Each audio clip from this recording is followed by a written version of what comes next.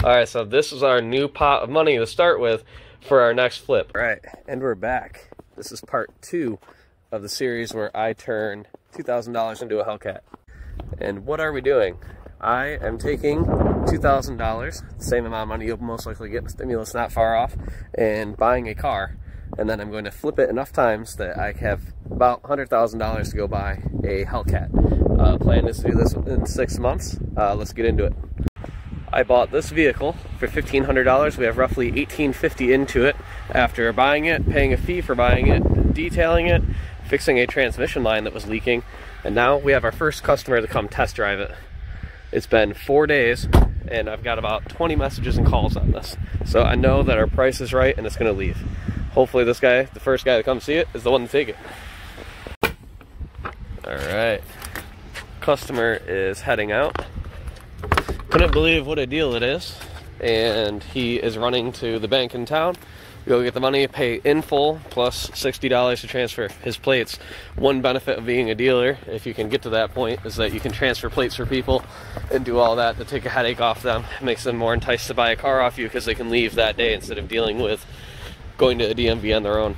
So yes, there are some advantages to being a dealer. Unfortunately, I have to put a warranty on this thing, 30 days or 1,000 miles. So I have to make enough money where if something goes wrong, I can handle it. I should keep this thing. It's only got 90,000 miles on it.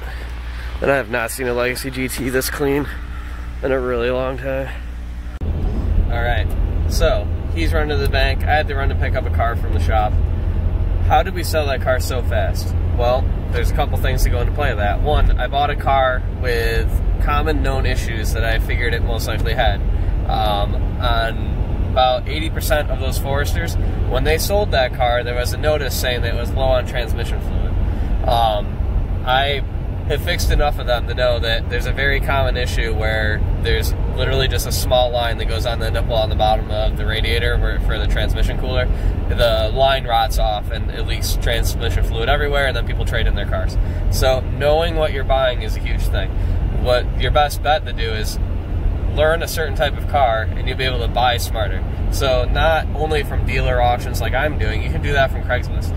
You see these cars listed all the time in the parts section that have bad transmissions. Are you sure it has a bad transmission?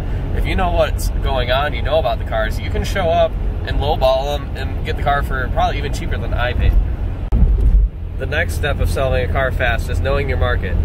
I know that the general people that buy cars for less than like $5,000 are using Craigslist, OfferUp, Marketplace, those types of places. It's not worth listing a car on Car Finder or Auto Trader that's that cheap. You're going to spend way too much money in advertising. The people that buy cheap cars are doing cheap ways of getting them as well. Is luck. We got lucky that that car showed up and enough people were interested where I got my phone blown up as we're trying to do Christmas. I knew pretty easily that that car was going to sell this week. I didn't know it was going to happen within an hour of opening Monday morning, but we knew it was going to move. Right price, right car, and we did our research. We know how to fix those cars for very minimal money.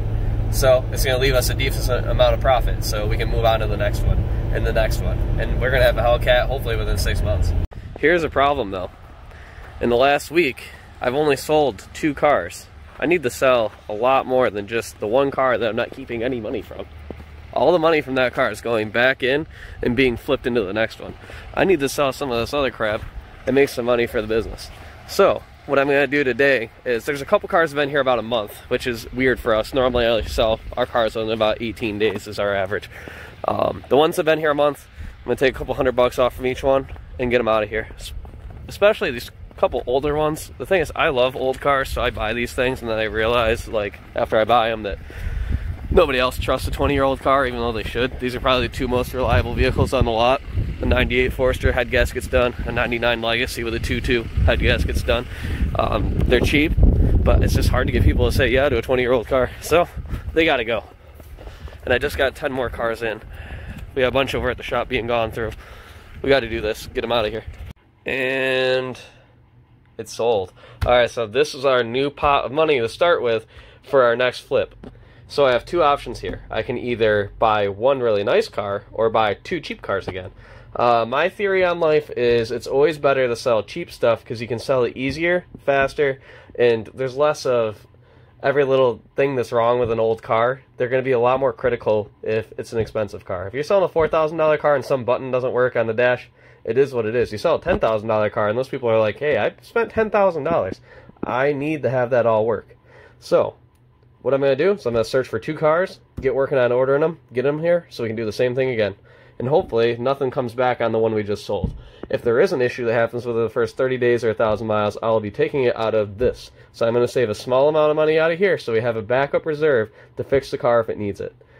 That's how you make money. Alright, let's do it.